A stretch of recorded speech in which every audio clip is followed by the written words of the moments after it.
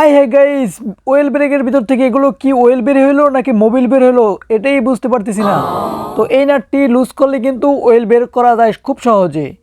তো এই যে দেখতে পাচ্ছেন কি পরিমাণ কালো এবং নোংরা ওয়েল বেরিয়ে আসলো আমার ব্রেক থেকে। মিড রেঞ্জের ভিতরে সবচেয়ে ভালো মানের ব্রেক হচ্ছে শিমানো MT200। সো হ্যালো এভরিওয়ান, আসসালামু আলাইকুম। কি অবস্থা সবার, কেমন আছেন সবাই? আই হোপ সবাই অনেক বেশি ভালো আছেন। Again welcome back to my YouTube channel. So আজকে কিন্তু ইতিমধ্যে আপনারা থাম্বনেল এবং টাইটেল থেকে বুঝে গেছেন যে আজকের ভিডিওটা কী নিয়ে হতে যাচ্ছে। অনেক দিন যাবৎ আমার সাইকেলে ব্রেকে ঠিকমতো কাজ করতেছিল না, আর আমি পারফেক্টলি স্টার্ট করতে পারি শিমানো MT200 ব্রেক। তো আমি এই ব্রেকের কীভাবে অয়েল চেঞ্জ করতেছি, তো সেই প্রসেসটি আপনিও দেখে শিখে নিতে পারেন যে আপনার সাইকেলের এই ওয়েল ব্রেকগুলোর থেকে কীভাবে ওয়েল বিল্ড করবেন এবং পুরাতন ওয়েলগুলো চেঞ্জ করে নতুন ওয়েল ব্যবহার করতে পারেন।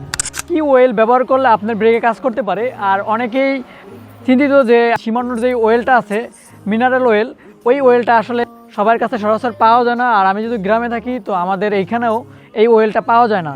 তো আমি কি ওয়েল ব্যবহার করতেছি সেটাও দেখতে হলে ভিডিওটি কন্টিনিউ করতে হবে। আর আমি ওই ওয়েল ব্যবহার করার পরে কতটুকু পারফরমেন্স পাইতেছি সেটাও থাকবে এই ভিডিওর ভিতরে। সো আমি কিন্তু এই ব্রেকটা দীর্ঘ 3 বছর যাবৎ ব্যবহার করতেছি।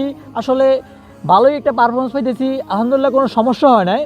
আর আমি এগুলা ঠিকমতো মেনটেন করি, মেনটেনেন্স হলো সবচেয়ে বড় জিনিস। আমার এই সাইকেলের আমি ওয়েল ব্রেকগুলো ব্যবহার করতেছি, দেখতে পারতেছেন কত সুন্দর পারফরমেন্স দিতেছে। আর ব্রেক কিন্তু একদম স্মুথ ব্রেক কাজ করে, কোনো 1 ইঞ্চিও নড়বড় হয় না। বিল্ড করতে হলে আপনার কিছু অ্যাক্সেসরিজ প্রয়োজন হবে, যেই টুলসগুলোর মাধ্যমে আপনি ইজিলি ওয়েল বিল্ড করতে পারবেন। সো আপনার লাগবে এরকম দুটি সিনিস এবং টুরকো কিছু পাইপ। দেখতে পাচ্ছেন আমি কীভাবে সেট করে নিয়েছি। তো এরকম পাইপ দিয়ে সেট করবেন। আর এইখানে আপনি উপরের যেই নাটটি রয়েছে ওটি লুজ দেওয়ার পরে এখানে সুন্দর করে ফিটিং করবেন। দেখবেন আস্তে আস্তে করে ভিতর থেকে ওয়েলগুলো বেরিয়ে আসবে। এই জায়গায় দেখতে পাচ্ছেন যে আমি লুজ দিতেছি আর এইখান থেকে ওয়েলগুলো বেরিয়ে যাচ্ছে। আর একই সাথে আমাদের আরেকটি কাজ করতে হবে, আমাদের যেই ব্রেক লিভারটি রয়েছে সেখানে ওই উপরে নাটটি আমাদের খুলে নিতে হবে। যেহেতু আমার কাছে অ্যালেঙ্কি ছিল না, ছোটো অ্যালেঙ্কিটি হারাই ফেলাইছি, এই জন্য আমি প্লাস দিয়ে খুলে নিয়েছি। তারপরে আমি আবারও এখান থেকে পুনরায় টান দেবো, দেখবো সবগুলো তেল বেরিয়ে আসছে। আর এগুলো তেল নাকি আদৌ কি জানি না গাইস, কী পরিমাণ ময়লা হয়ে আছে। যখন 2-3 বছর পরে আমি ওয়েল চেঞ্জ করি তখন ওয়েলের অবস্থা হয় এরকম, মোবিল হয়ে গেছে, পোড়া মোবিল। তো এই হলো অবস্থা, বিশ্রী অবস্থা। তো আমার নতুন ওয়েল চেঞ্জ করার পালা। আর এই ওয়েলটির নাম অবশ্যই কমেন্ট সেকশনে আপনারা কমেন্ট করবেন, আমি বলে দেব। আমি কিন্তু ডিফারেন্টভাবে ইউজ করতেছিলাম। আমি এই ব্রেক ক্যালিপার থেকে আমি ইউজ করব, ব্রেক লিভার দিয়ে এখান দিয়ে বের হবে। তো এই জন্য আমি এখানে খালি একটা কোট জিনিস রেখে দিয়েছি। আর এই নাটটি টাইট দেওয়ার পরে আমি কিন্তু ব্রেক পেস করব, দেখতে পারবেন যে এখান থেকে সবগুলো ওয়েল, এখান থেকে যে বাবেলগুলো দেখতে পাচ্ছেন উঠতেছে, একদম হাওয়াগুলো একদম আস্তে আস্তে উঠতে থাকছে। আমি ব্রেক ক্যালিপারগুলো বারবার করতেছিলাম, লিভারগুলো বারবার চাপছিলাম, তারপরে এখান থেকে এই যে বাবেলগুলো উঠতেছে দেখতে পাচ্ছেন।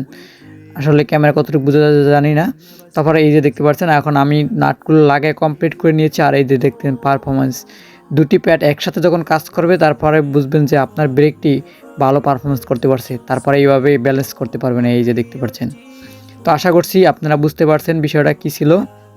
তো আপনারা যারা এই ভিডিওটি এই পর্যন্ত দেখছেন তাদের সবাইকে অসংখ্য ধন্যবাদ। যাদের উপকারে আসছে তারা অবশ্যই ভিডিওতে লাইক করবেন আর কমেন্ট করে জানাবেন এই ভিডিও থেকে ইম্পর্টেন্ট কী শিখতে পারছেন।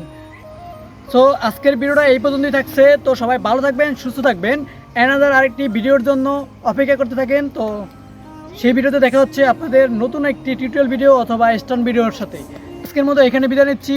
আল্লাহ হাফেজ, bye bye, sign out by স্টান এক্স রেজা। And I wish to pass the prophet. I wish to pass the prophet.